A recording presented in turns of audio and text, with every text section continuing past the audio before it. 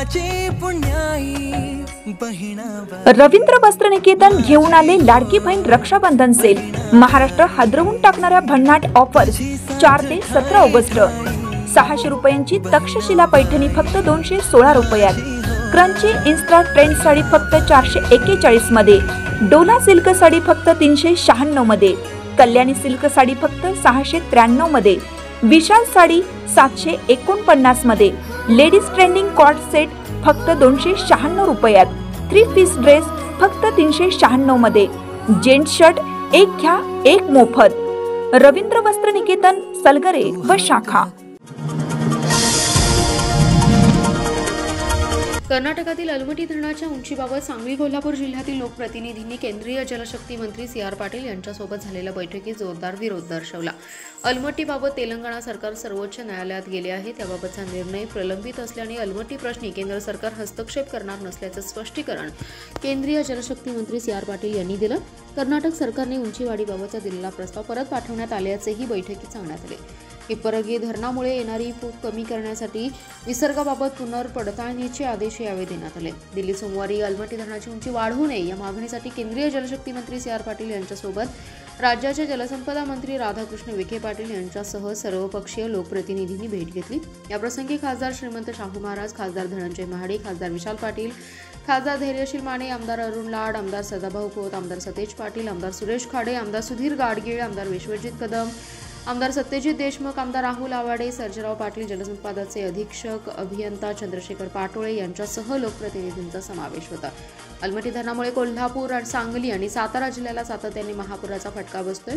2005 पासून सातत्याने पुराने आर्थिक हानी होत असल्याने कृष्णा, वारणा, पंचगंगा नदीकाठची गावे भयभीत झाली आहेत। केंद्र सरकारने अलमट्टी धरणाच्या उंचीला परवानगी दिल्यास ही गावे कायमस्वरूपी पाण्याखाली राहण्याची भीती व्यक्त करत 2 जिल्ह्यातील लोकप्रतिनिधींनी जोरदार विरोध दर्शवला। केंद्रीय जलशक्ती मंत्री पाटील यांनी लोकप्रतिनिधींचं म्हणणं ऐकून घेतलंय। विटा येथील ॲडव्होकेट विशाल कुंभार यांच्यावर विटा पोलिसांनी केलेल्या कारवाईच्या निषेधार्थ विटा वकील संघटनेचे अध्यक्ष ॲडव्होकेट विजय जाधव यांच्या नेतृत्वाखाली विटा वकील संघटनेच्या सर्व सदस्यांनी जोरदार घोषणाबाजी करत दंडाला काळ्या फिती बांधून छत्रपती शिवाजी महाराज चौक ते विटा पोलीस ठाण्यावर निषेध मोर्चा काढलाय। यावेळी आक्रमक भूमिका घेतलेल्या वकील बांधवांनी थेट पोलीस ठाण्याच्या दारातच ठिय्या मारला। कायदा आणि सुव्यवस्था यांचं कोणत्याही प्रकारचं पालन न करता घटनाबाह्य कृत्य करून ॲडव्होकेट विशाल कुंभार आणि त्यांच्या कुटुंबियांना दिलेला नाहक त्रास, मारहाण, धक्काबुक्की, शिवीगाळ, धमकी याबाबत संबंधित पोलीस कर्मचारी आणि अधिकारी यांच्या विरुद्ध कारवाई करावी, अन्यथा आमच्या वकील संघटनेमार्फत योग्य त्या कायदेशीर मार्गाने योग्य त्या न्यायालयात दाद मागण्यात येईल असा इशारा विटा वकील संघटनेच्या वतीने उपविभागीय पोलीस अधिकारी विपुल पाटील यांना निवेदनाद्वारे देण्यात आला आहे। ॲडव्होकेट विशाल कुंभार यांच्यावर विटा पोलिसांनी केलेल्या कारवाईच्या निषेधार्थ विटा वकील संघटनेचे अध्यक्ष ॲडव्होकेट विजय जाधव यांच्या नेतृत्वाखाली विटा वकील संघटनेच्या जोरदार घोषणाबाजी करत काळ्या फिती बांधून छत्रपती शिवाजी महाराज चौकापासून निषेध मोर्चा सुरुवात झाली। छत्रपती शिवाजी महाराज चौक मध्यवर्ती प्रशासकीय कार्यालय मार्गे हा निषेध मोर्चा विटा पोलीस ठाण्यात आला।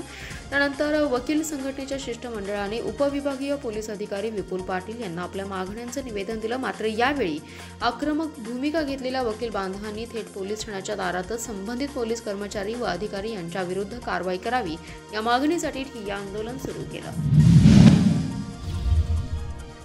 महापालिकेच्या नगररचना विभागात सर्वसामान्यांची कामे प्रलंबित राहतात, तर बिल्डर्स लॉबींची कामे प्राधान्याने केली जातात। अनेक वेळा सहाय्यक नगररचना संचालक गैरहजर असतात, त्यामुळे संतप्त मनसेच्या वतीने महापालिकेत रिकाम्या सहाय्यक नगररचना संचालकांच्या खुर्चीला हार घातला, तर महापालिकेला भीकमध्ये अधिकारी द्यावेत अशी मागणी करत आंदोलन केले। मनसेचे जिल्हाध्यक्ष तानाजी सावंत यांच्या नेतृत्वाखाली हे आंदोलन करण्यात आलं।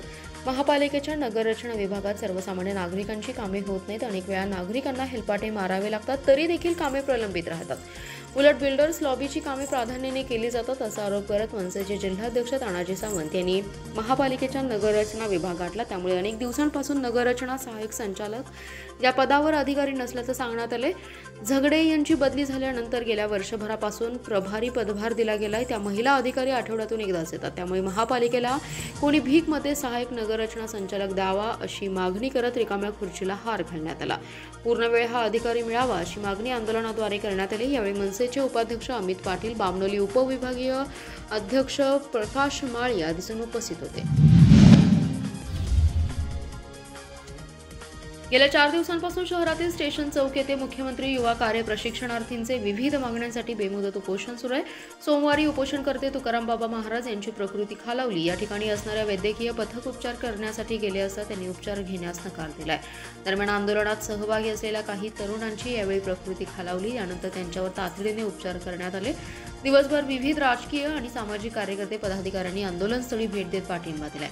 महाराष्ट्र राज्य युवा प्रशिक्षणार्थी कृती समिती पश्चिम महाराष्ट्राचे प्रमुख तुकाराम बाबा महाराज यांच्या नेतृत्वाखाली येथील स्टेशन चौकात उपोषण सुरू आहे. प्रशिक्षणार्थींना त्यांच्या कार्यरत शासकीय आस्थापनांमध्येच कायमस्वरूपी रोजगार प्रदान करावा.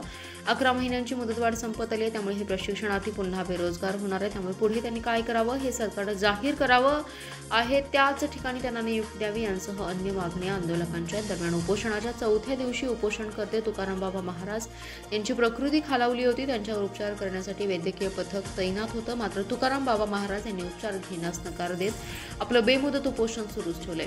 या उपोषणात सांगली, कोल्हापूर, जालना, अकोला, अहिल्यानगर, बीड, नांदेड, परभणी, नाशिक, गडचिरोली या जिल्ह्यांसह मराठवाडा आणि विदर्भातील प्रशिक्षणार्थी सहभागी झाले. खटाव येथील ग्रामपंचायत अधिकारी संजय कुमार गायकवाड यांनी ग्रामपंचायतच्या कामात अनियमितता केली असल्याची चौकशी अहवालात स्पष्ट झाले.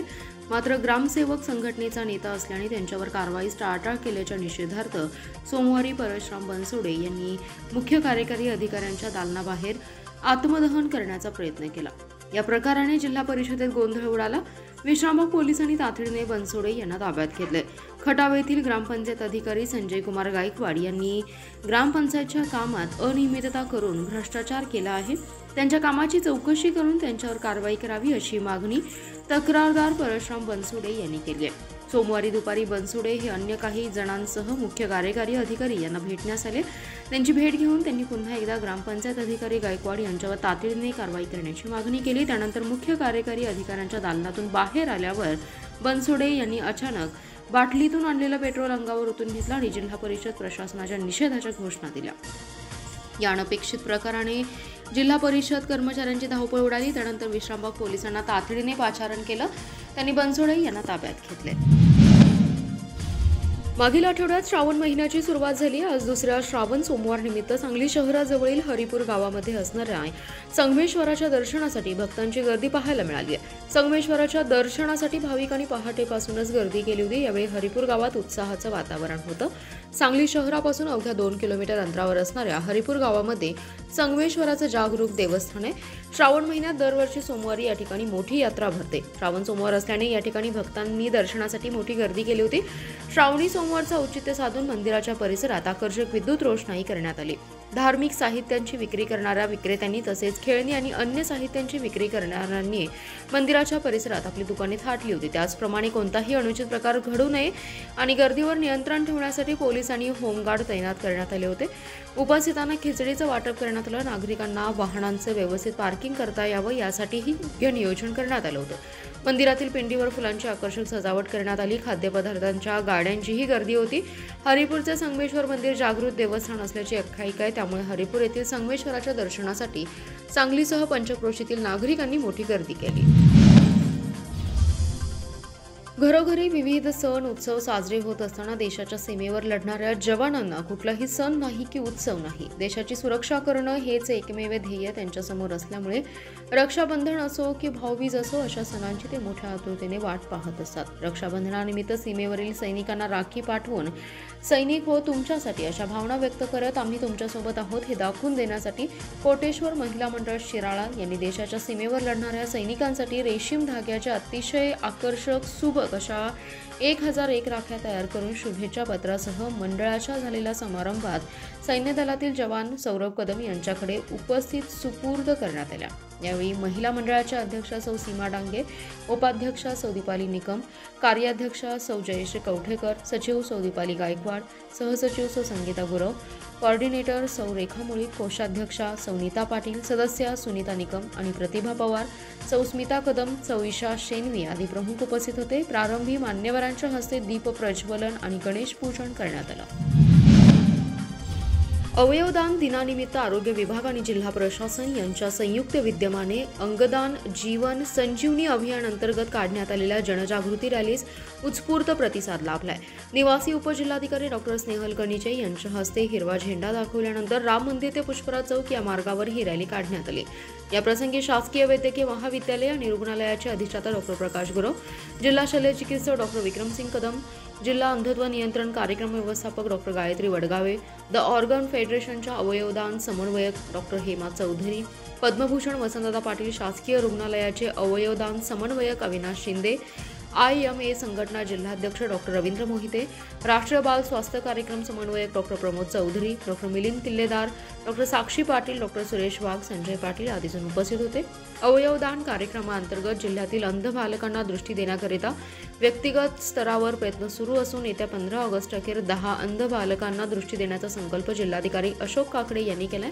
3 ऑगस्ट रोजी अवयवदान दिनाचं औचित्य साधून दिनांक 3 ते 15 ऑगस्ट दरम्यान अवयवदान पंधरवडा राबवण्यात येतं। या अंतर्गत जनजागृती रॅली, सायकल रॅली, चर्चासत्र, अवयवदान प्रतिज्ञा, शपथ, सांस्कृतिक उपक्रम, शाळा महाविद्यालय अंतर्गत विविध कार्यक्रम, डॉक्टर, परिचारिका आणि इतर आरोग्य कर्मचारी यांच्याकरिता अवयवदान विषयावर कार्यशाळा, पॅरामेडिकल स्टाफ आणि आशा सेविका यांची प्रबोधनपर कार्यशाळा तसेच अवयवदान नोंदणीकरिता स्वतंत्र QR कोड उद्घाटन कार्यक्रम हाती घेण्यात आलेले आहेत।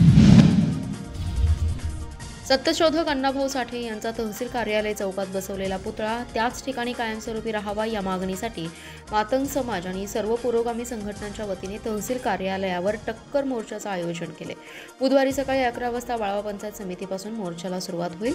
इस्लामपूर शहरातील प्रमुख मार्गावर मोर्चा निघणार असल्याची माहिती लोकशाहीर अण्णाभाऊ साठे जयंती महोत्सव समितीच्या वतीने देण्यात आली आहे। अण्णाभाऊंचं स्मारक आणि पुतळे जगभरात आहेत। अण्णाभाऊंचे जन्मगाव असलेला वाटेगाव वाळवा तालुक्यात आहे। वाळवा तालुक्याची राजधानी इस्लामपूर ठिकाणी अण्णाभाऊंचा पुतळा आणि स्मारक व्हावं अशी 30 ते 40 वर्षांपासून मागणी होते, परंतु प्रशासन आणि लोकप्रतिनिधी यांच्याकडून कायमच अण्णाभाऊंना उपेक्षित ठेवण्याचा प्रयत्न झालाय। इस्लामपूर येथे जयंती महोत्सव समितीच्या वतीने तमाम अण्णाभाऊ साठे यांच्यावर प्रेम करणारे सर्वजण एकत्रित येऊन इस्लामपूर तहसीलदार कचेरी समोर सत्यशोधक अण्णाभाऊंचा अर्धपुतळा बसवलाय। इस्लामपूर तहसीलदार कचेरी समोर बसवलेला पुतळा कोणत्याही परिस्थितीमध्ये हटवू देणार नाही, त्याच ठिकाणी पुतळा कायमस्वरूपी व्हावा, प्रशासन आणि लोकप्रतिनिधींनी पाठपुरावा करून महापुरुषाचा सन्मान करावा असं यावेळी दिलेल्या निवेदनात म्हटले। यावेळी शंकर महापुरे, उत्तम चांदणे, तानाजी साठे, डॉक्टर विजय चांदणे, संदीप पाटोळे, विकास बल्लाळ यांच्यासह कार्यकर्ते उपस्थित होते।